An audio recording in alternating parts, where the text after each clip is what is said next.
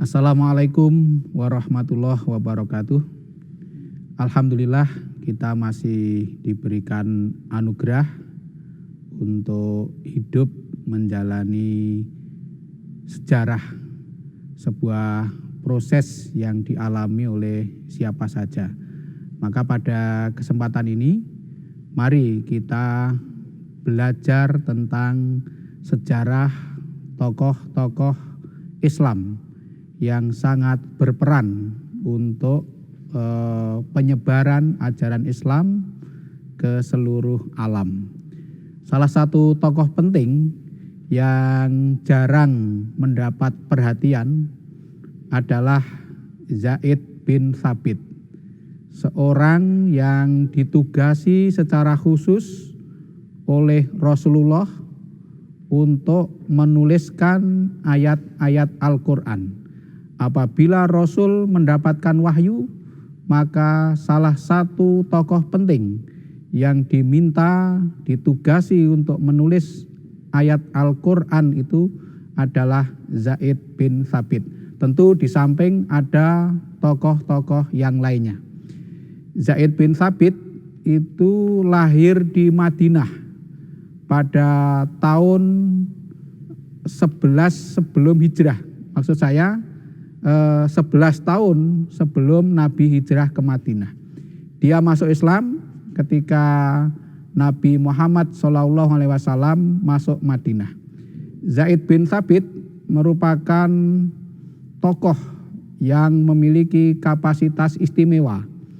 Dia boleh jadi kalau di zaman sekarang disebut sebagai elit intelektual. Dia menguasai bahasa Ibrani, juga menguasai bahasa Suryani. Sesuatu yang sangat langka pada zamannya. Pada zaman itu di Jazirah Arab itu literasinya lebih banyak pada literasi lisan. Sedangkan literasi tulis itu sesuatu yang jarang dimiliki oleh para tokoh pada zaman itu. Maka Zaid bin Thabit kemudian menjadi tokoh yang istimewa. Dan dia betul-betul diberi mandat oleh Rasul, tentu bersama beberapa sahabat yang lain, untuk menuliskan ayat Al-Quran. Nah, di samping itu memang penulis ayat-ayat Al-Quran itu ada yang atas kehendak sendiri, atas kemauan sendiri, secara sukarela. Mereka menuliskannya di batu-batu, di tulang, di pelepah kurma, di kulit binatang, dan lain-lain. Sesuatu yang memungkinkan digunakan untuk mengabadikan ayat-ayat Al-Quran dalam bentuk tulisan. Nah, ini merupakan pemikiran berkemajuan dari Rasulullah SAW. Rasul sudah berpikir tentang pentingnya dokumentasi itu. Dokumentasi untuk bisa dinikmati generasi yang akan datang. Dan itulah lewat tulisan. Dan saudara sekalian yang berbahagia, lewat tulisan itu maka Quran kemudian bisa dibaca, diwariskan dari generasi ke generasi melalui berbagai media sampai zaman sekarang. Sehingga keaslian Al-Quran itu akan tetap terpelihara.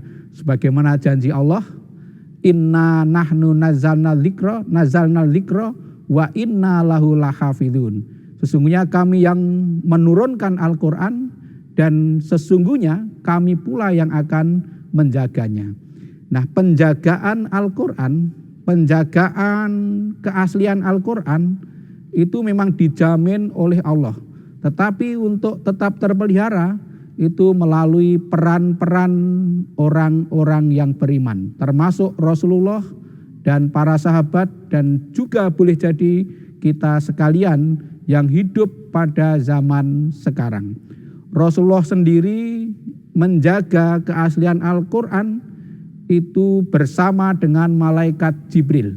Secara periodik Rasulullah bertadarus membaca hafalan, mengulang hafalan Al-Quran itu diteliti oleh malaikat Jibril. Kemudian Rasulullah juga menularkan itu kepada para sahabatnya, sehingga pengabadian Al-Quran itu pada zaman Rasulullah SAW di samping memerintahkan untuk menulis juga lewat hafalan para sahabat.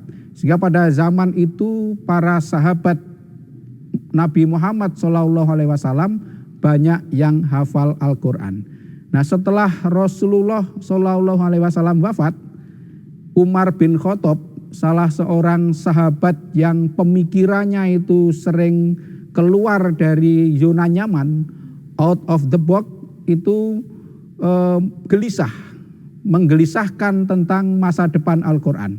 Sehingga pada periode Khalifah Abu Bakar Siddiq, Umar bin Khattab menyampaikan gagasan tentang pentingnya menghimpun kemudian menulis ayat-ayat suci Al-Quran sehingga bisa diwariskan kepada generasi yang akan datang. Awalnya Abu Bakar sebagai seorang yang sangat hati-hati itu tidak mau, karena memang Rasulullah tidak memerintahkan untuk melakukan itu. Jadi dua tokoh yang luar biasa saling melengkapi. Abu Bakar sangat hati-hati, kemudian Umar bin Khattab kecerdasannya sangat melampaui. Wah, itu dipadukan menjadi sebuah orkestra gerakan yang luar biasa, saling menguatkan, kemudian saling mendukung antara kedua tokoh ini. Setelah melalui penjelasan yang meyakinkan, akhirnya Abu Bakar menyetujui untuk menghimpun ayat-ayat Al-Quran dalam rangka diwariskan kepada generasi yang akan datang. Abu Bakar setuju, kemudian menunjuk Zaid bin Thabit sebagai panitia tunggal untuk penghimpunan ini. Dan luar biasanya Abu Bakar mensyaratkan bahwa ayat-ayat Al-Quran yang nanti ditulis itu harus sesuai dengan hafalan para sahabat. Sehingga Zaid bin Thabit ketika akan menulis satu ayat itu harus menghadirkan para sahabat untuk dicocokkan. Apakah tulisan ini cocok tidak dengan hafalan para sahabat.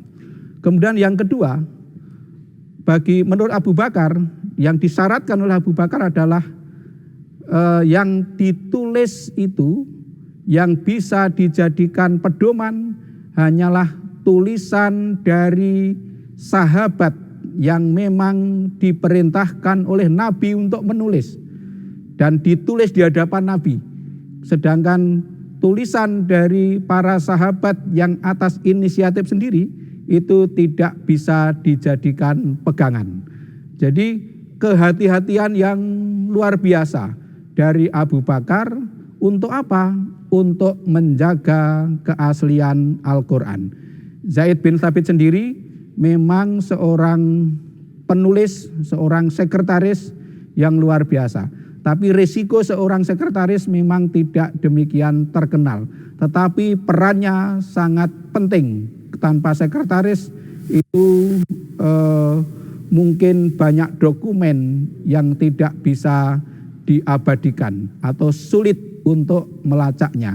Hal-hal penting yang harusnya bisa dibaca oleh generasi yang akan datang tanpa peran utama seorang sekretaris itu sulit dibayangkan akan bisa diwariskan. Sehingga sangat wajar ketika kemudian Zaid bin Thabit itu menjadi sekretaris Khalifah Abu Bakar, Khalifah Umar, dan juga Khalifah Utsman bin Affan.